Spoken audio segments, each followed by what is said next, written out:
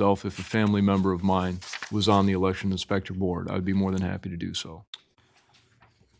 Well, depending on what relationship that person has to you, they may not be able to serve. So I'll have to, we'll have to probably bring the AV Counting Board back next meeting and have another election commission meeting so we can sort this out. Because if you have a family member on the ballot, you're not able to serve. So we'll just have to double check that, okay? Okay. And that's why we do this. This is good, so. So the motion, the second be approval, and I'll say pending any conflict that you may find. That's fine, and then I'll bring it back if I'll look there's to an the issue. motion maker in the second. Approve. I see yeses. Okay. Other comments? Please call the roll. Commissioner Germaini? Yes. Lamore? Yes. Felder? Yes. Whitman? Yes. Ekuangeli? Yes. Vining? Yes. Mayor Clark? Yes. All right, the next responsibility of the Election Commission is the establishing of the report time and location for the absentee counting board, and we will have that scheduled for 10 o'clock on the third floor on November 5th, Election Day. So I need a motion to approve that. Yes, Councilman Moore. Make a motion that we establish the report time and location as written by the clerk. Board. By Commissioner Lamore, supported by Commissioner Whitman on the voter counting board. Any inquiries? Please call the roll. Commissioner Germaini? Yes. Lamore? Yes. Felder? Yes. Whitman? Yes. Ekuangeli? Yes. Vining? Yes. Mayor Clark? Yes. The next item is the approval of the receiving board members. That is at the very end of the election inspector sheet. So I will need a motion to approve that. Your Honor, Councilman Germaini? I'll make a motion for approval of the receiving board members as stated on the sheet. Second. Motion by Commissioner Germaini, supported by Commissioner Lamore to accept the receiving board members. Any inquiries? None. Please call the roll. Commissioner Germaini? Yes. Lamore? Yes. Felder? Yes. Whitman? Yes. Ekuangeli? Yes. Vining? Yes. Mayor Clark? Yes. And finally, we have to establish the public accuracy testing date and the participants from the Election Commission. Remember, we need a quorum for that. And we are looking at October 29th at 10 a.m. here in the council chambers, and of course, the public is invited to observe. So the first thing is you're looking for 4 members to be available on that day. I will say that I will actually be out of town and unavailable on that day. Okay? I know that's, I will be here. okay, Councilwoman Germaini. Others that know if they're scheduled, Whitman? We'll need a couple more. And Lamore, and we'll need one more, and then I always like to have somebody that might have flexibility just in case there's a, I might have flexibility. okay. At 10 Yes, o'clock. and it shouldn't take longer than, I would say about a half hour Half because hour. it's a short ballot. So Commissioner Vining is also available, and Commissioner Eichelangelo will put it down, just maybe something to check in that day before or before, just to make sure. Thank you. Thank you. And I will remind everyone. All right, we just need a motion. Your Honor. Yes. Make a motion that we accept the date as October 29th, 10 a.m. for the public accuracy testing date and participants. Second. There's a motion by Commissioner Lamore, supported by Commissioner Germaini, for the 4 members of the commission to be present for the actually testing date and time. Commissioner Germaini? Yes. Lamore? Yes. Felder? Yes. Whitman? Yes. Ekuangeli? Yes. Vining? Yes. Mayor Clark? Yes. That's all of our action items. I just wanted to make a real quick comment and remind the commission, actually remind the council, that the canvass of votes cast and the certification of returns will take place on Thursday, November 7th at 8 p.m. as mandated by charter. So we'll call a special meeting that won't be at 7:30. It'll be at 8 o'clock as dictated by charter. So just wanted to get everyone to have that on their calendar. Okay. And that's all I have. I heard that. Agreeable, but we'll work that out. Any commissioner comments? I agree, Commissioner Eichelangelo, something we could look at in the future of really streamlining, but also for the benefit of the clerk treasurer, but also the residents, but recognizing the importance of doing it in a fashion that might be a little more I'll just say faster or appropriate. But I do appreciate all the hard work and the questions that were asked because the Clerk Treasurer will avoid getting, as you can see by the list and the residents will see as it's posted, the number of people that volunteer in finding somebody to commit to this. It's very important to make sure we have the number of people there and the number to make sure all precincts in the county is done correctly. That's the system, and so I appreciate all the hard work to get us here today. Thank you. Other comments from those? And it is an opportunity for public comment, if there's any public comments regarding the Elections Commission. Seeing none, I just need a motion to adjourn. Motion to adjourn, and it can be an all in favor. Motion to adjourn. Support. Motion by Commissioner Lamore, supported by Commissioner Whitman to adjourn. All in favor, say aye. Aye. Opposed? We'll move on. Okay. So at that point, that meeting is closed. And I'm going to give a second here with the council work session. I'm ready. Okay.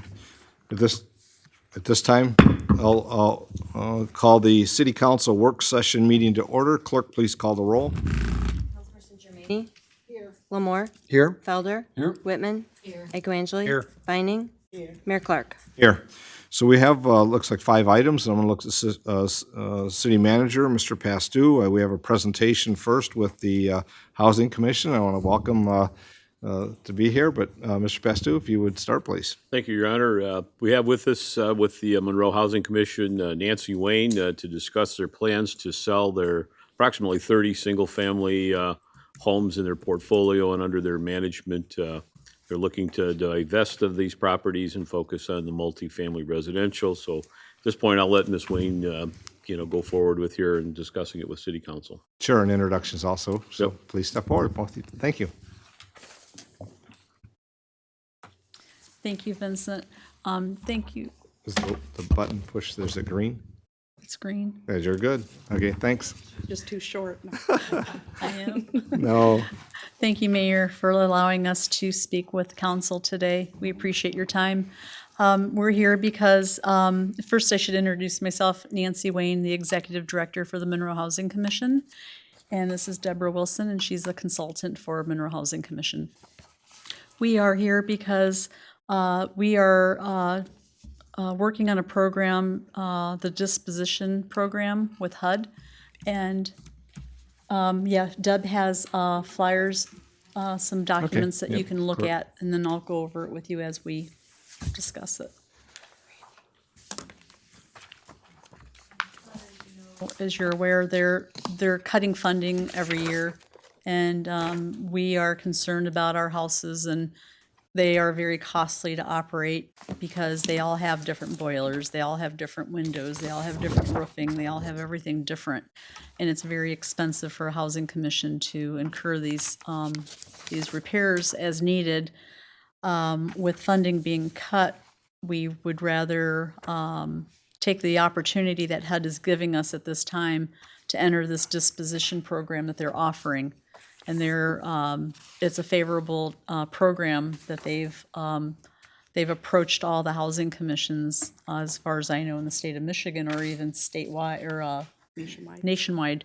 So we only have 30, and they are scattered throughout the city. We corrected the document that you have. We had 24, but we forgot about our duplexes, so we have 30 total units. One of the requirements for disposition, we have a list, a laundry list, as we say, is to notify the city and to meet with the city and basically give you information on what we're doing and basically. Just an advisory capacity. Yes. correct? So that's what we're doing. The families that are going to be asked to move are not going to be displaced in any way. What we're planning to do is, since we have so many houses, 30, and we have 30 families that we have to ensure that they're not going to be homeless. If we have an opening at our Greenwood townhouses and we know we have a family living in a 4-bedroom house, we're going to wait until a 4-bedroom house apartment is available. Then we're going to pay for all their expenses to move them back into Greenwood. And then the house will go up for sale. So that way nobody is without a home, and it gives us the opportunity to get in, get the house ready for market, and sell it our goal is to sell it to the homeowner, or to the, I shouldn't say the homeowner, the tenant. They are going to be given the first opportunity to purchase the house.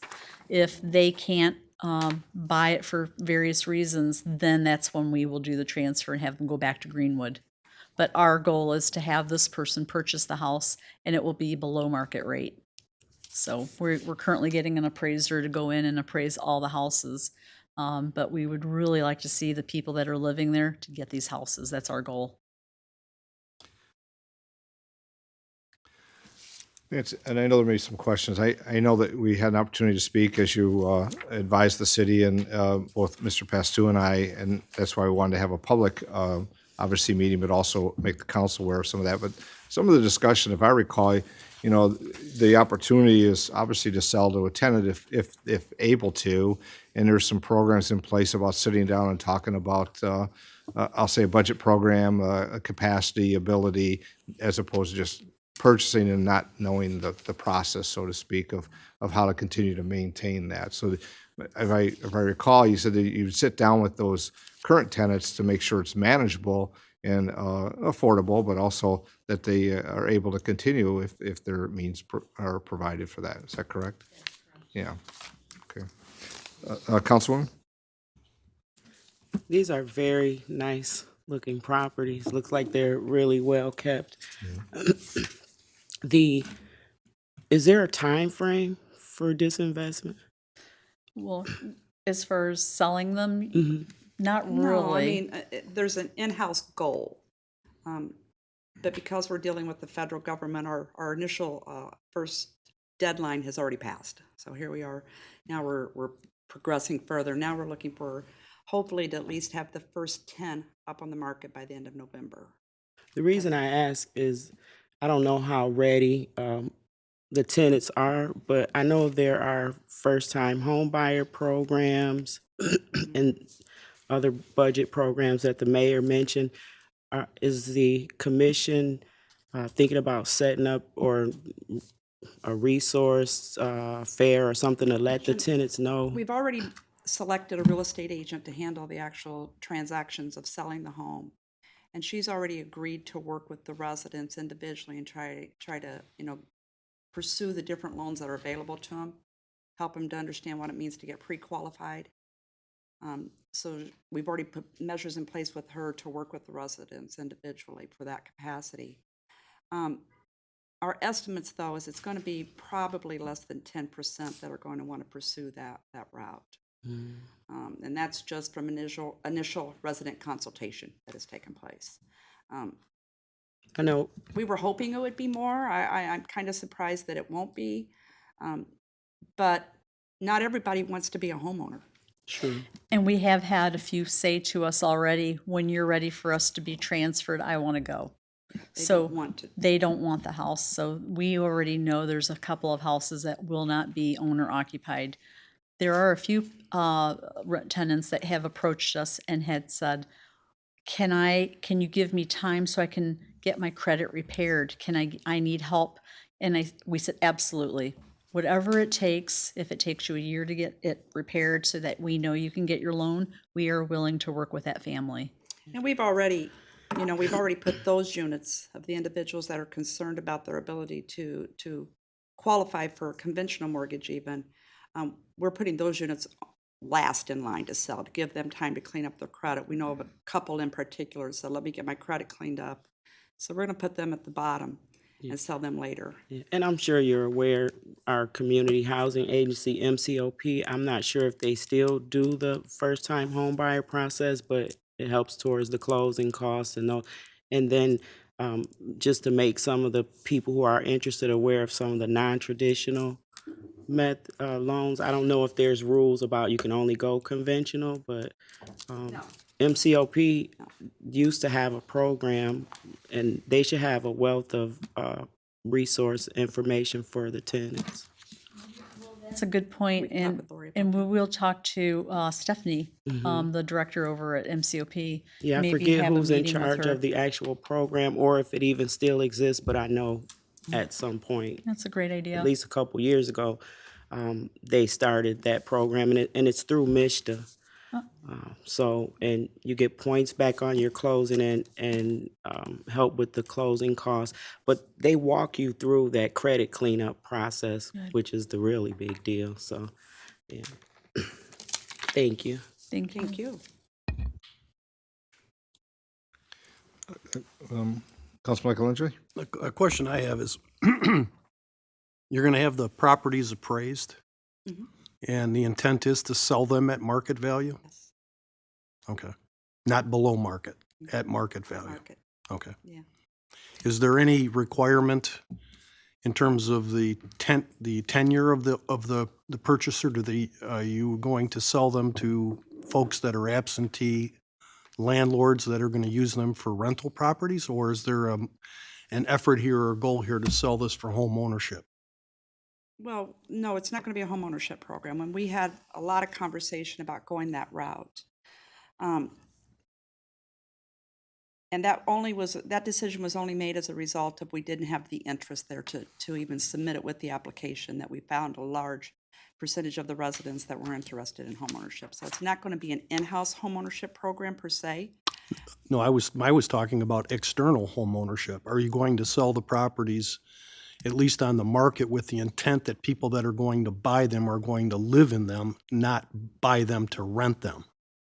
There is nothing in the disposition regulations that allow us to do that. We can't earmark it that way. So at this point, no, we won't know who's purchasing it until we actually see the documents come across Nancy's desk. And let's be candid with you, that's somewhat of a concern of mine, because we have high rentals now in many neighborhoods, and looks like we may be, even though these are currently rental, there would be an opportunity to convert these into home ownership.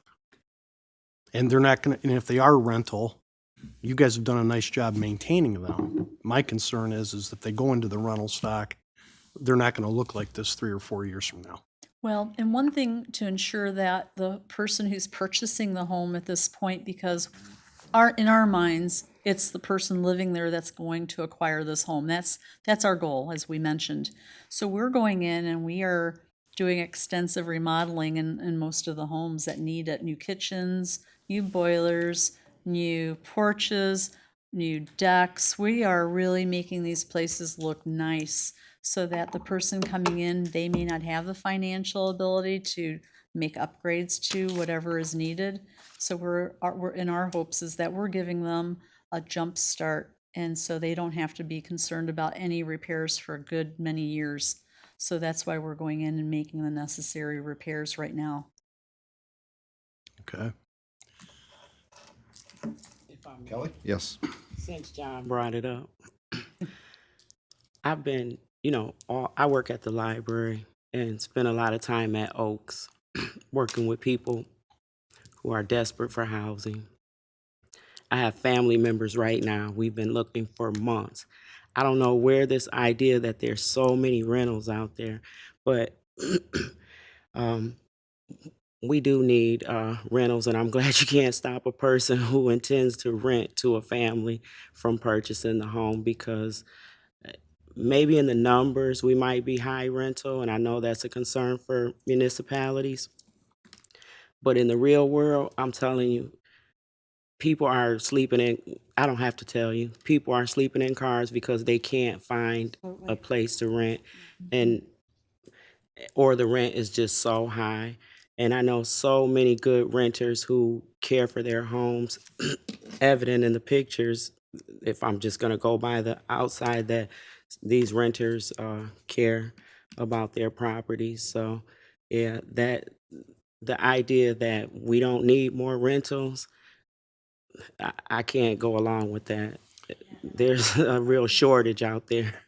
Madam Councilwoman, you bring up an excellent point, because we've had a lot of conversation about the fact that there's a homeless crisis. I mean, it's epidemic. And what is public housing's role in that homeless crisis? That being said, the writing's on the wall that our funding is dwindling each year. And, through the appropriations process in DC, I mean, the past several years, there's been times we've only received 78% of our funding. So the writing's on the wall. Monroe's done an outstanding job at still maintaining and surviving through that time period. Washington HUD already sees that it's not going to get any better. So that's why they've set up these meetings across the country and encouraging the housing authorities to look at different ways to, they're calling it dispose of public housing. Some agencies have went as far as converting their public housing to what's called rental assistance and getting rid of public housing completely. That wasn't something that Nancy desired to do or her board. And we're submitting as part of the application to allow the agency to utilize the funds that they generate from the sale of the homes and using that to update the remainder of her properties so that, that they can survive at least the next 10 years with lack of funds, lack of administrative costs, administrative fees to offset the administrative cost. Yeah, it's a problem. That being said, I sat in her office one day and I said, we get a new administration in Washington. I mean, that could happen with this election, or if not, in 4 years from now. And the next administration can come in and say, wait a minute, we don't have enough public housing. How are we going to help the homeless people? So the pendulum can swing the other way. But right now we have to work with what they've given us. And we're really hoping it swings the other way. Yeah. Because we have a lot of property at Greenwood. And if I'm disposing of 30, I will still have 30 spaces that I can fill in the future. Under what's called her annual Base. contributions contract. She can develop more in the future if the funds allow. And that's something that we could have discussion with the city and maybe partnering on something too down the road. But for now, we really need to focus on disposing of our 30 scattered houses for now. Your Honor, I thought that HUD policy's always been to try to scatter housing, not to aggregate it. I've been doing housing now since 1981, and I can tell you it depends on who's in Washington. It just goes back and forth continuously. It depends on who's in Washington. Yes, there was an error there that putting all low-income families in one facility, poverty breeds poverty. So it would just make it worse. So let's scatter the sites around. Then they realized the maintenance cost of scattering the units around was astronomical. So now we're going back to, look more at townhouses, garden walk-ups, 3-story garden walk-ups. They're kind of still avoiding high-rises because they're costly too, but it goes back and forth. It goes back and forth. Excellent book to read about the history of housing. It's called The Color of Law. It's outstanding of how it's gone back and forth continuously.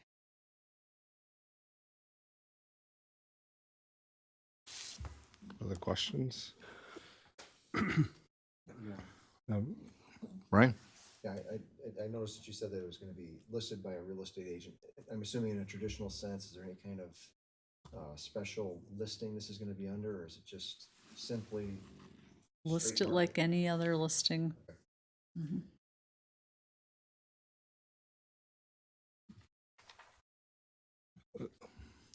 So I guess I'll make a comment, because I think as Councilman Michelangelo and Councilwoman Vining, speak both sides of housing needs and rentals and what we have in our community. And I think that's really what the questions was being asked is, if they go on the market and they're purchased for rentals, that's because we can see, and I agree, that these look wonderful and you're managing them very well. And it's those that we have houses and housing stock that we do are rentals, and many that have needs of housing, as the councilman says, find themselves in locations that are, I'll just say, less than adequate. And then, of course, it causes some other challenges, not only for them, and probably not the best environment, is trying to maintain the rental housing stock that meets the level in which you set.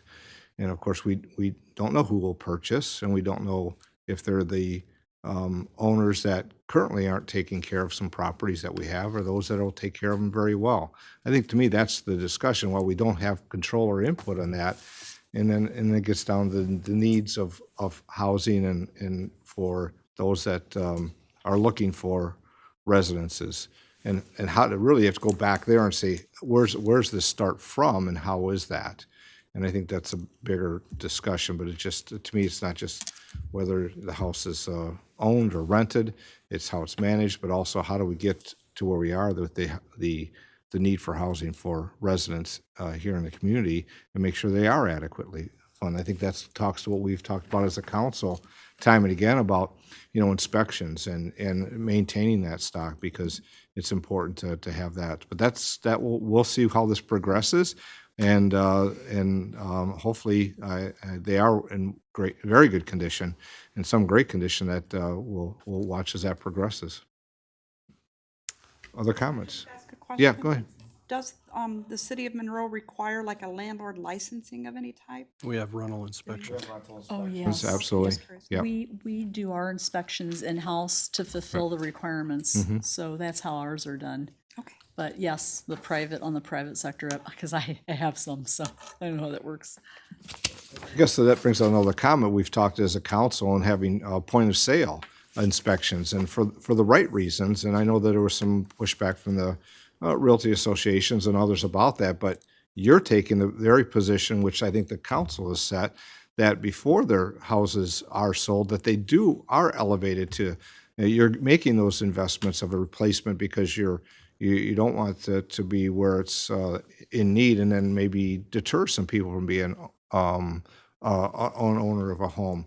So it's kind of like you're doing that in the process of your sale, because then they're going to be elevated in some of the amenities or improvements before the sale. And that's really what this council's talked about on point of sale, what the purpose and intent is. So I'm glad to hear that that's being done. So, Councilwoman Germaini.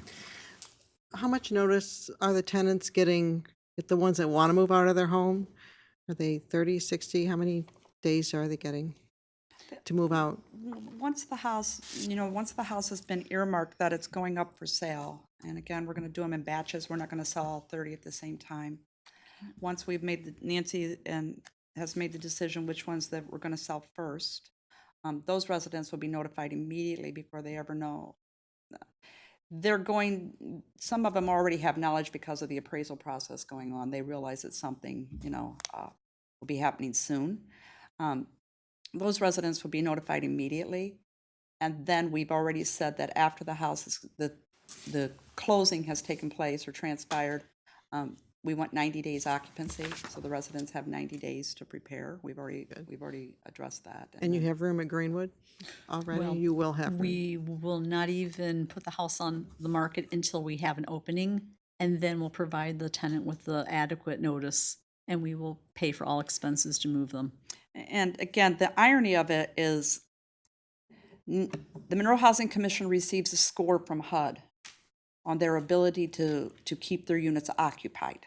Okay, if they drop down below 98% of their units being occupied, their score is impacted. When their score is impacted, their funding gets impacted. So the lower your score, the less money you get, which sometimes an agency that has a lower score needs more money to get out of that realm. So it's going to be a timing game constantly to try to make sure that her score doesn't drop, but also treating the residents fairly. It's a lot of work. So it's going to be, it's a timing issue. It's a big project, but we can do it. Very good. Other questions from council? Okay, well, Nancy, Deborah, thank you for being here. Thanks for informing not only the council, but the residents that'll be able to watch this and listen, and we'll see if there's other inquiries, and maybe you'll get some good offers as well. All right, wonderful. Thanks. Mr. Pastu, next item. Next item is discussion regarding public safety assessment. Fitch and Associates, their lead consultant, had met with council individually discussing alternatives related to public safety in both the short run and long term. And indicated they'd be completing their report in November, that it would include a series of recommendations. One of their recommendations was to hire a public safety director from the outside, regardless of whether the council decides to return to a separate operations or go fully integrated PSO. One of the positions over the next couple of years is to either initiate an intergovernmental agreement with fire EMS or look toward full integration. Again, much of this is driven by the long-term reality that we have with our taxable value and our largest taxpayer DTE energy. So the purpose of the session is discuss whether to push forward with that recommendation, that being the public safety director, and also to this, if so, the process that we would go forward in the selection for that position. So with that, Your Honor, I'm opening up for thoughts, comments from my end of it. Thank you. Any thoughts or comments for administration regarding, I guess, I'll just say some preliminary, not preliminary, but the recommendations, at least at this point, we knowing that there'll be a full report in November. I'm not sure if you set a date or, No, we haven't. but, okay, sometime in it'll be November. Okay.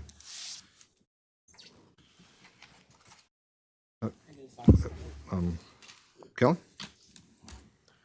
So the recommendation about hiring the public safety director, I was a little thrown off by that because we eliminated that position a few years back, and I don't understand why at this point they would be recommending that we put that position back on the table. That's one thing that threw me off in the conversation we had, especially if we plan to go back to a standalone system. Why wouldn't the chiefs be responsible for setting those systems back up the way they were before the public safety officers' position were in place? Not having participated in your individual conversations with the consultant, so, the ones that I've had with them is, I think, clearly that there is a need in the short run to try and certainly have a much better working relationship between what exists currently, but also to put in place long-term a definitive direction for working with city council, whether it's going to be, an intergovernmental agreement with other agencies or going back to full-blown integrated public safety operations. But this is, I think, in many ways deemed as a short-term position that would put the direction in long-term as to where these services would be delivered. Your Honor. When I had my conversation with Mr. Fuentes, which I thought was very productive and informative, and we had a really good 1-hour conversation, the issue of the public safety director came up. And I told him, in a strategic way or a organizational way, I'm not totally adverse to it. But I would really like to see, and this is one of the things that we talked about, I'd really like to see what the recommendations of the report are. And then it really is apparent to me, and he and I did talk about this, is that depending on the model that we go with, that model for public safety is going to dictate what the skill sets are of the public safety director that we hire. Because if you go totally PSO, in terms of all, police that are cross-trained as firefighters, that is a different skill set than a public safety director that's going to manage both a police and a fire EMS service. Personally, I think at this point we're jumping the gun a little bit. I'd really like to see the report and the recommendations and really thoroughly vet this before we make a decision. The other part of it is the recognition that when I talked to Mr. Fuentes, and I don't know, the conversation was pretty fluid, so everybody may have had a different conversation with him. My conversation with him kind of came down to the fact that part of the organizational issues or the morale issues between police and fire isn't really a function of, to a large degree, their structure. It's the fact that there's so much indecisive decision-making going on that no one really knows how to respond one way or the other. So that's why I think I'd really like to see what the recommendations in the report are, because he did share some really good, gave me some things to think about. For example, he said that if we went with a traditional PSO system, the likelihood of an intergovernmental agreement with the surrounding townships in terms of putting in a metro fire or fire authority are pretty much zero and nil. He said, so you're going to cut off your future opportunity to do that. He said, but then, there's positives on the other side organizationally. So it really comes down to, and I think the reason why we did the study is to try to figure out in the future where we need to go with public safety. And then based on that, we can determine what the skills of the public safety director. The other thing, though, that he and I talked about was we have two chiefs that are relatively, they're not going to retire on the same day, but they're retiring within the same range. And it's probably within 5 years. We have an opportunity actually to develop a succession plan, too, that we can phase in the public safety director as the chiefs are ready to retire. But we have to kind of go into that with open eyes, knowing that that's going to be more of a near-term strategy than something that's going to happen immediately. So there's really a lot of questions out there, and I really wanted to see the report and have a chance to talk about the options with council before we start moving ahead with implementation. So that's kind of where I'm at, Your Honor. Thanks. Council comments? Councilman Felder? Much in the same line, perhaps I misunderstood when the implementation of the public safety director would take place. My understanding was that it would take place after council made a decision upon receiving the report, and then would proceed with the direction from there so that they'd actually know what they were doing, rather than we hire them first and then figure out what their job role is later. In presenting this. So I guess my question is just timeline on how that would be, Yeah. how that would be done. No, and I'll come back around and finish up. Part of the reason it's here is that his recommendation is regardless of what direction, they feel strongly that you need a public safety director that's got operational experience in both service areas, as well as someone from the outside. Now, having said that, if you were to, wait till the report, you're probably looking another 6 weeks down the road to get things rolling. But it's also very understandable to wait and see what all those recommendations are. But based on my conversation with him, he just said, I think you should start the process as soon as possible. Obligate you. Yep. If I can just follow up to that briefly, it does seem premature, to borrow from Councilman Iko to engage in hiring a public safety director when we don't know what the role is going to be, whether it's pursuing a intergovernmental relationship and a regionalization model, or whether it's to facilitate a merger between the departments. Those are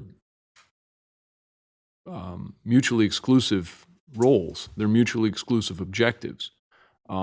I don't think that we can bring someone on before we've decided what we want them to spend their time doing. Otherwise, on day one, they're going to be, okay, well, do you want me to disentangle the departments or do you want me to put them together? I can't do both at the same time.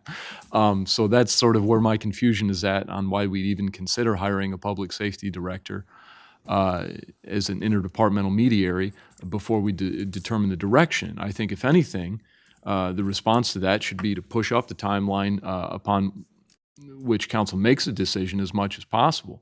I mean, my understanding was that in the RFP, the report was supposed to be out at the end of the summer. I've tried to look at cost alternatives and where we're at now financially with both departments. And right now, financially, we have 3 departments, according to the city of Monroe: police department, the fire department, and then the public safety department that has about $3 million worth of entangled funds. And so figuring that out, probably I would hope comes out with the report along with any cost alternatives that might be included in either model, because at the end of the day, we're doing this to save money. And I want to save as much money as possible while providing the highest level of service and staffing to the people of the city of Monroe. So I guess I'd want to move up that timeline as much as possible. That's at least where my mind is at.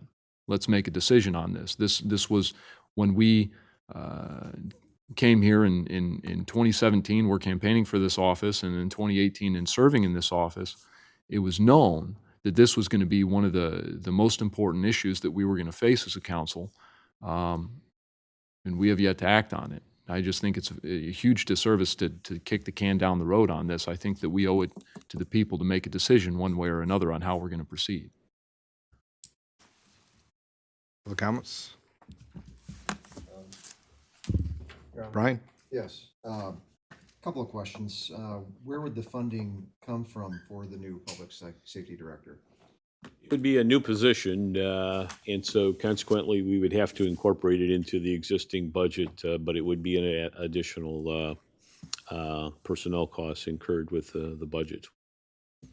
Does it come out of the fire, police, or is it just, you're just gonna, new category altogether? Yeah, no, we have a public safety center,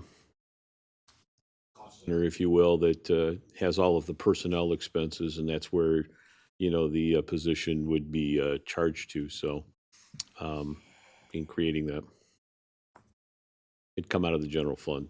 That's the essence of it. And as far as making a decision on a public safety director, I do agree with Councilman Angeli that it is a bit presumptuous to jump to a conclusion of what we should hire when we don't even know what the recommendation is. So as far as the report coming out, what they're saying we should follow, the guidelines. So I would say that we should at least wait for that to come through before we make that decision to dictate our policy as city council, how we're going to handle a public safety department.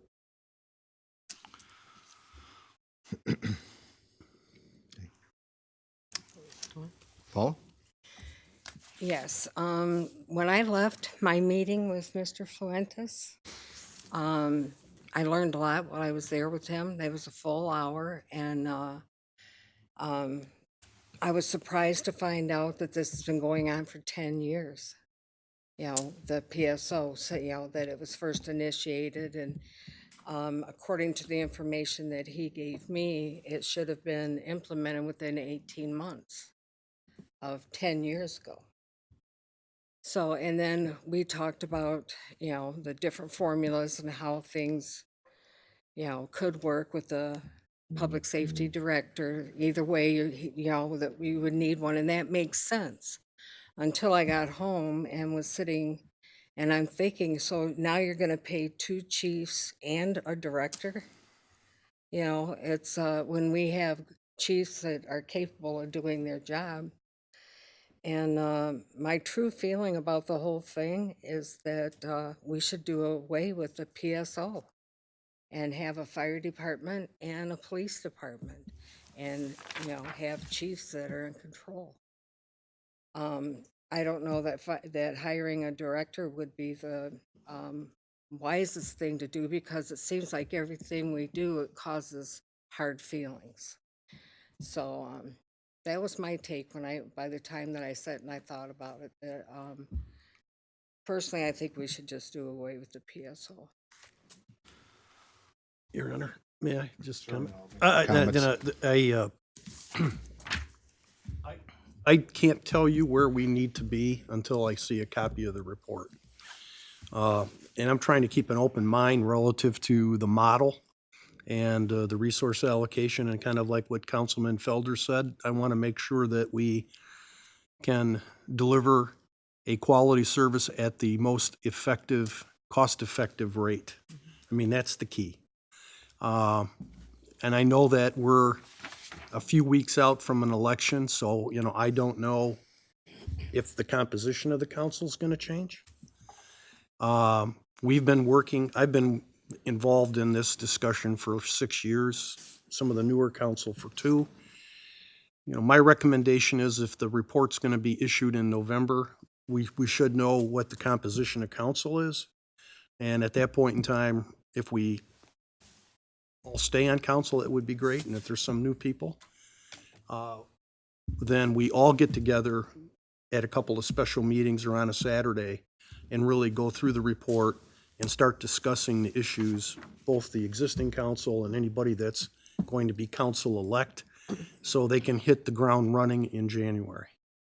but I really want to, I mean, we've spent not only time and money, but we've spent, the process has been somewhat, it's a good consulting report. Very pleased with the conversations, but I really want to see the options. I really do.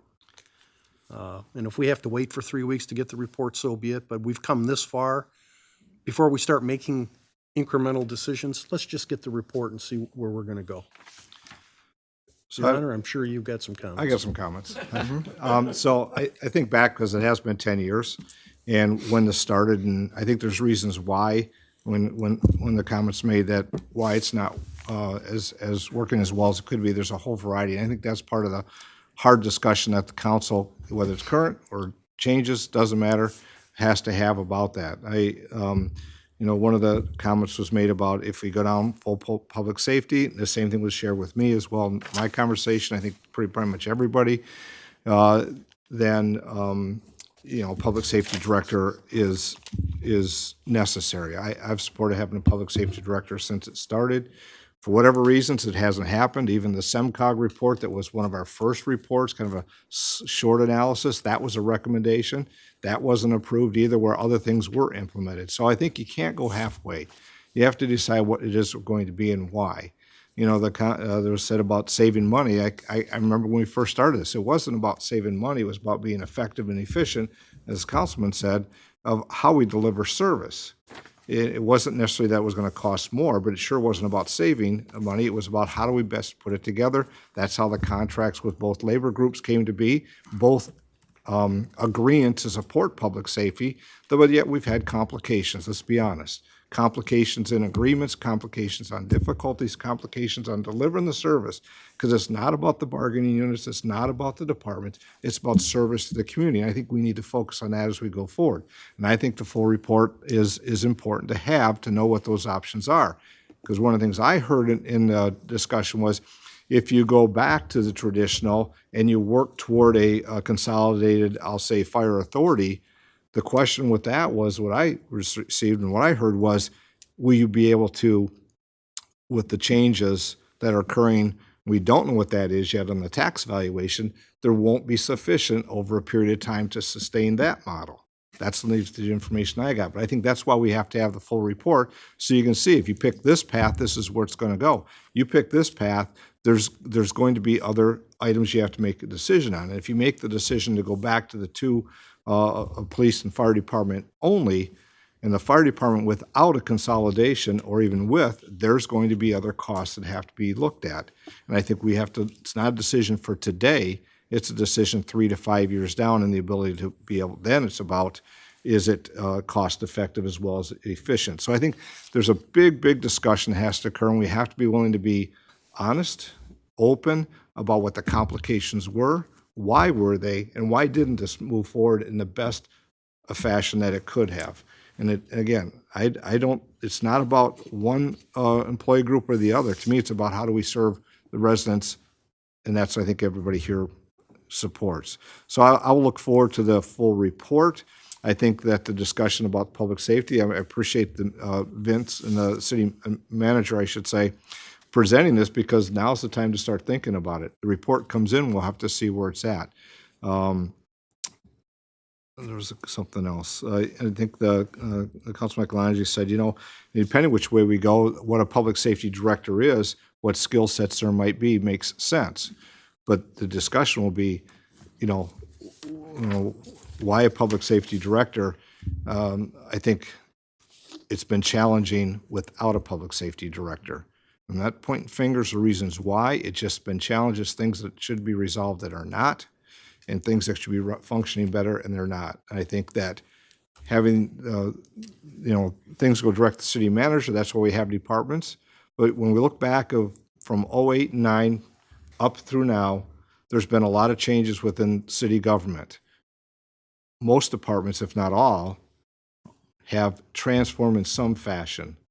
And we have to think about how that fits within the public safety realm.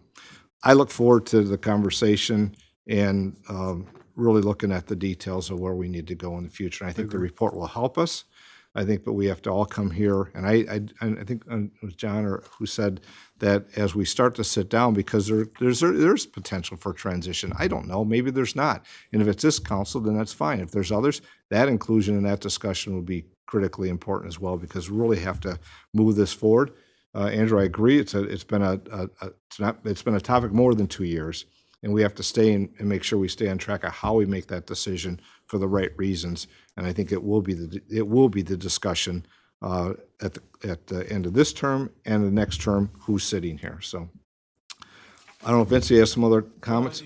The clear direction for the conversation is come back with the report, and we'll continue the dialogue with not only just the public safety director position, but in general, the context of what the recommendations are and how any personnel changes may be integrated into those recommendations. So that's very helpful for me tonight to have this discussion. So Thank you. Very well, councilmen or members, thank you. Andrew? I have a brief question for Vince, if I may. Sure. First, the description of what integration is going to look like if we pursue that path in terms of a full PSO system.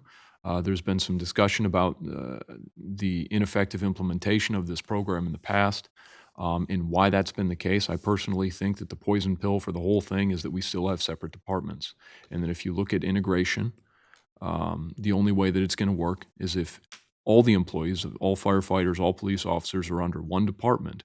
And that means if we move to PSO, the firefighters will be hired by the public safety department, and we're all going to become one. It's not going to become one department pushing the other one out, or separation, or this hybrid system that isn't working. And that's kind of why it's not been working, is because we have competing departments. The city manager can certainly correct me if that's not the case, but in my conversations with Mr. Fuentes, what integration has meant is certainly something different than perhaps what we have, just a more robust system of what we have now. And then second of all, I'd just like to again confirm that we will see cost alternatives accompanying both of these paths in the final report. I want to make sure that those financials are in there. certainly with the public safety integration, that's fairly easy for the consultant to give you what a range would look like from a staffing standpoint, and certainly based on a demand for service and what have you. The integration, the intergovernmental piece would be a little more challenging to come up with, but it could be very specific, because now you're taking a departmental function and moving it outside the organization with a separate funding mechanism, and that's typically how that happens. So, but I'll make sure that they do the math and present it to the city council and as part of that final report. So. Okay, thank you, sir. Very good. Thank you for the conversation. Mr. Pastu, next item, Labor Park. Labor Park. And I think I'm going to basically try and include our issue with the revised cost estimate for the roof at the former multi-sports complex. We had this discussion probably 6 weeks ago, and we were working off an estimate of $200,000 for the roof at the former multi-sports complex, and then all of a sudden, it came substantially more expensive. We had an estimate from the collaborative, the architects for the renovation there, estimating at $1 million. We had the contractor that was working on the DPS building go up and look at it, and his estimate was around $600,000. Having said that, what I would recommend is that the building authority has a reserve of $520,000, that at least $350,000 of that be earmarked. At a minimum, we're probably looking at another $250,000 coming out of the city's general operating fund for that difference. That's just that piece. So let's hold that in abeyance while I come and talk about Labor Park. The Labor Park bids came in much more competitive and certainly closer in line with where we thought they would be. Unfortunately, I will tell you, and I apologize, is I was thinking the water feature and the playground equipment were included. Those are separate items that were bid. The long and the short of it, to go forward, we'd be looking at another $360,000. So we're roughly looking about $600,000 for both of them. So Mr. Sull and I were talking, and And I do think that you're not gonna get anything better with Labor Park. It's about as good as you're gonna get it. And with the roof at the multi-sports complex, you can sit there and patch it and repair it and try and extend it, but eventually you're gonna have to rip it and replace it at some point in time. So conversation Mr. Sell and I had is potentially recommending the council to consider taking it out of our general fund balance. Yeah, we've got a little over, roughly about $4 million. We're at 20% of fund balance to expenditure. And based on Mr. Sell's calculation, we would probably take it somewhere in the mid-17 range by appropriating that 600,000, still, above our fund balance target. If you're inclined to use it, I would recommend using it for a one-time expenditure, of which both of these are, in order to move forward. So I gave you a handout we're looking at with the labor park. The other piece would be taking a combination of building authority funds and general funds for the roof, of which we would still probably need to go back out and solicit bids for, just to confirm that amount. So out there for, yeah, Summarize the numbers again, 360 for labor and how much for 250 for the other. the roof? Yeah. That's a minimum. The 250 is a minimum. Just for clarification, because I thought I heard you on the labor park, you said water feature and something else. And the equipment, playground equipment. I thought initially those were included in the Right. bids. They were not. They're separate. They're separate bids. They are separate items, yep. This competitor bid, he's got the two side ones. So I know on our agenda tonight, there's a item regarding Veterans Park and equipment for that. Yep. I think that's about 78,000, correct? I'm not saying that one's more important than the other. I'm just making a statement that, I think they're both equally important of how we continue to move forward. And some of the parks that we can, knowing that we had 6 parks plans that we put as the priority, and they all have needs. And the first that we chose to come to completion is Labor Park. And I think it should be done right versus not done, because then what's going to happen to the next one, and whether it be in Mill Race or Carnes and St. Mary's. I know a lot of those some have higher numbers also. I know that's going to be a decision for the future of which park gets done next in the next budget session. But we're if we don't move forward, we're only moving backwards in what we're trying to set as what we set as our goals and objectives on parks and importance. And at some point, we just have to make the commitment, knowing that I'll just say, the council can't go to the general fund always to try to balance those projects. But if we're going to start and do one correct, we need to do one correct and find ways to get the others done correct. That's just my view. Mr. Pestu? If I may just follow up on that, certainly in talking with Mr. Lewis this afternoon, there's a couple of areas in there where there may be some ability to reduce the cost. I think both Mr. Lewis and the landscape architect, Mark Russell, felt that the landscape costs were a little bit on the high side, so there may be some capacity there to bring down some of the cost. And then the other, there was a lump sum item for if in the event if there's any kind of environmental soil removal that may be needed. 30,000 is my recollection. If that's not incurred, then that can be freed up as well. So there may be a couple of items that we can bring this down, but to approach the project conservatively, this is roughly what we think the cost should look like and going forward. So I know we've talked about this as a council in the past and past councils before, when you talk about what's that balance of that fund and where should it be sitting for comfort for a municipality. And you said we're at 20, but taking this step would take it to 17. So trying to look at that in relation to a comfort area is what, so we all know decisions that we're maybe making here. I don't want to go into an area does not have comfort. I don't think that's wise, but so I'm trying to remember what it was in past discussions. I see Mr. Selbeck there smiling. I don't know we've talked about this every budget year. What's the fund balance? And as we move forward and make those decisions, what's the comfort zone, knowing where we're going in the future as well.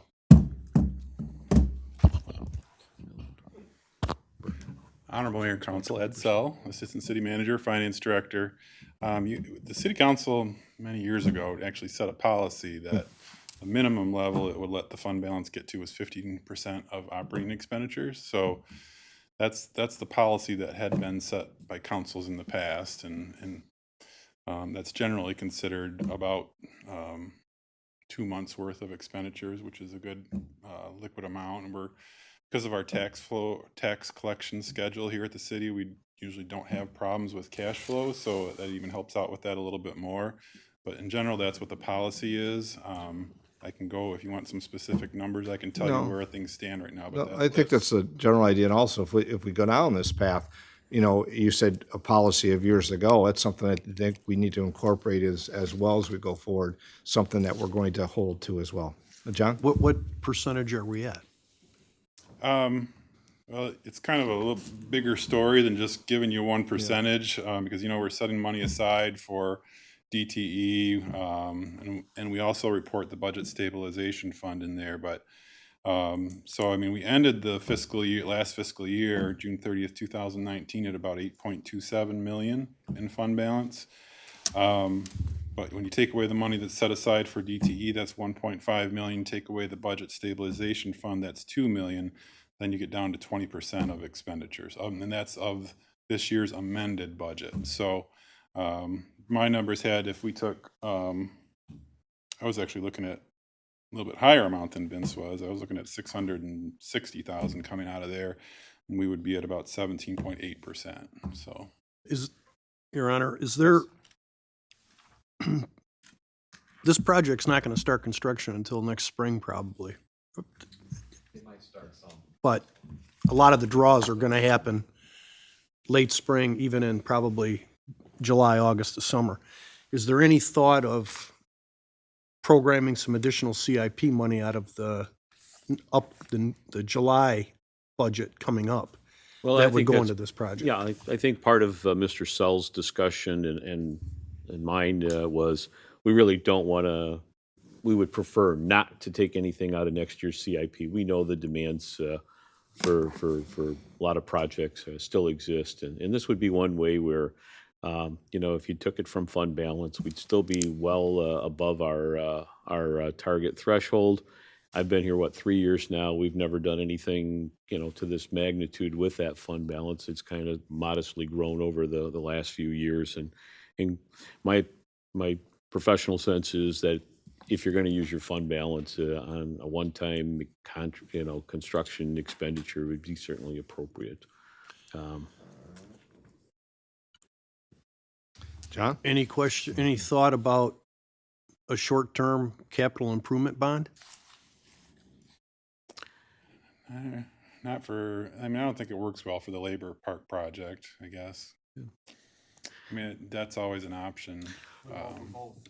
What's that? What about doing it for both, having you're talking right now 615,000. What if you did a capital improvement bond for 615 or 650 and paid it off over 10 years?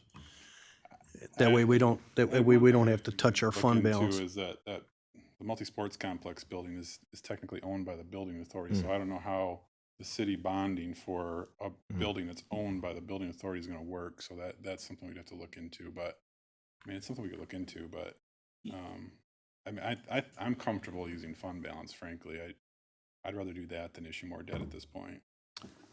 And if we do, I think there's other projects that, as we go through the capital improvements program, and I think the council will be spending a lot of time looking hard at the capital improvements program along with the Citizens Planning Commission here after the election, is that there may be some merit to looking at a short-term financing for some of the other projects that we may have out there. This may not be the one that I would, be comfortable with, but clearly there's going to be others that, there may be some merit to considering that short-term financing. One other question, Yes, Your sir, Honor, Don. and this is primarily probably for all the administrators out here, does anybody willing to roll the dice and see what happens with the economy in the next 5 or 6 months? Because if things start slowing down, these contractors are gonna start sharpening their pencils a lot more. So do we take the risk and bid this in April with the fact that, there may be some slight irregularities in the market and people may get a little bit more hungrier for construction work? It's just a thought.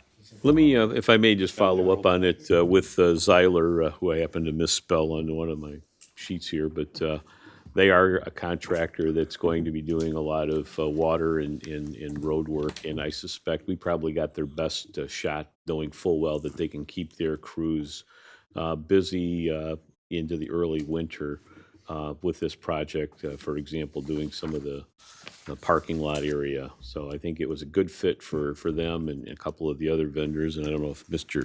Lewis wants to nod his head affirmatively, but I do think that in many ways this may be the best shot that we have.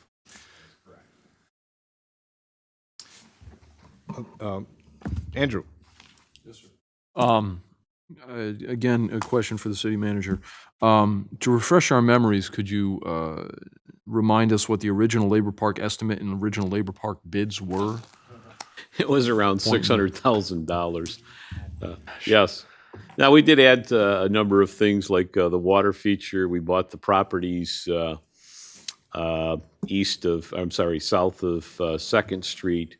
I think in many ways, the scope of the project is probably very fitting for that activity area. I think the first one was very modest in its, just, room the parking lot, didn't contemplate any other additional parking. And so this is probably, certainly the scope expansion had a big impact on it, but it was around 600,000 was my recollection. And this is decreased from the original bid amount, is that correct? By $300,000, yeah. Yeah. Okay. Regarding the roof, for Labor Park, we've already pushed the project one time. We essentially saved $300,000 or it cost us $900,000, depending how you look at it. So I think that we owe it to the people that are served by that park that happened. Regarding the roof, I think that we actually save ourselves money if we just bite the bullet and do it now. Otherwise, we're paying for something to repair something that we're about to replace anyway. So while I don't like digging into the fund balance that much, I think it's going to save us money in the long run. And lastly, I would just ask if it would be feasible for the city to examine hiring an estimator, or if that role is already being fulfilled by the departments, I'm not sure, to try and put some downward pressure on these bids. I will tell you that part of what the foundation, working with the collaborative, as part of their role is that one of the things that we had very good success with the fire station is having a construction manager at risk that helped us with some of this construction estimating, as well as their ability to find more effective and efficient ways. Now, I'm not going to say that hasn't happened with the architect selected for the project, but clearly we benefited immensely with the fire station project on that. John? Would it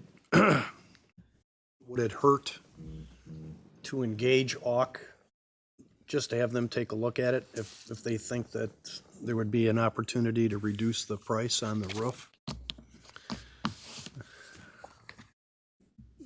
We could reach out to them.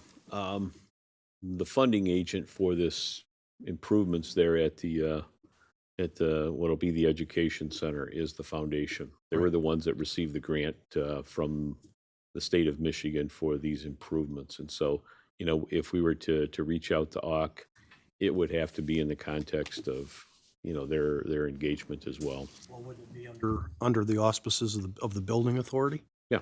Since it's Building authority's property. The only reason why I'm suggesting it is a lot of times the architects and engineers, they base their bids on, it's like comps. They base their bids on projects that just came in. And if the projects keep coming in higher, their estimates are going to go higher. You get a construction manager in, they really start taking a look at the application of construction. And sometimes they can figure out a way to do a project, but a lot more efficiently. So, I'm wondering, we have under contract a landscape architect. I wonder if we have we bring Auk in, since we had such a great relationship with them on the fire station, just have them take a look at the roof to see what their opinion is. The other question I have is, did the labor park get bid as a block grant? Yes. Okay. Yeah. So should we take a look at using some of next year's community development block grant money to put into this project in addition to the 500,000? Yes and yes. Yes and yes. Yeah. So that I would, think we that haven't may closed help. the door on that. We have not. No. So that may reduce the Correct. 365. Yep. Which may reduce taking money out of the fund balance. I'm a little bit more comfortable with that, Your Honor. Yeah, I know I'm looking at the time as well, and this is really good discussion, and, I'm always willing to, I think we should all be looking at alternatives that are there and have that discussion. I think there's still some opportunities for the management to come back, as that is. I look at both projects, and I think we've set that foundation through goals and objectives, interest with our community and partners to deliver this. And I think there's really kind of some synergy between the two, because one is it revolves around what we're moving forward and some items on the agenda here tonight regarding, development around the national park, but also from the foundation side. And then you have the facility. We can build that around that and not have the facility where it's usable. That's going to be a problem, and especially if it's leaking. So, but looking at alternatives, I think, how do we get there? I agree. I think I'm hearing it from most council. I think pretty much everybody on council has always said we're not looking just to spend money because it's there, but we have to make a decision, I think, on this. That are two critical items that we have really pushed forward over this past 2 years, and bringing them to conclusion, I think, is important. And I think that if there's some alternatives in which they can kind of fine tune that cost is obviously preferable, but also this will be a time when I say that we, in comfort from the finance director, that we need to move forward. I think we just need to do both of these, and the best way in which you can, I'll leave that to administration to maybe find some less that needs to be brought from the fund balance. Your Honor, when I look out into the audience and the finance director's hair's not on fire, Yeah. I'm I have a little bit more comfort. Thank you for the input and conversation. I think Mr. Pastu has a place to go with looking through this, and we'll come back, I guess, with a final on that. The only other item, and we have 12 minutes before, we have a few minutes before the next, is the last item. Well, I put something to City Council regarding our airport manager, Jerry Delaney, who had submitted his resignation. In the short run, the engineering department is going to function as the airport manager. My recommendation is to solicit or look to hire a replacement, and that I would look at updating the job description. There is no job description, but also look at an employment agreement as well. So in the absence of any feedback one way or the other with that, I would look to go forward with it. So, Questions? no, so now it's going to be Patrick Lewis, Director of Engineering, Public Safety, and Airports? Study for the exam right now. So it's more information at this point, and then we'll come bring something back as it gets closer. We have some additional discussion there, probably. I'll look to council if there's any other final comments. Looks good. I see none. In that case, we'll close the work session. We have about 11 minutes for the council meeting. Thank you for all your discussion and input.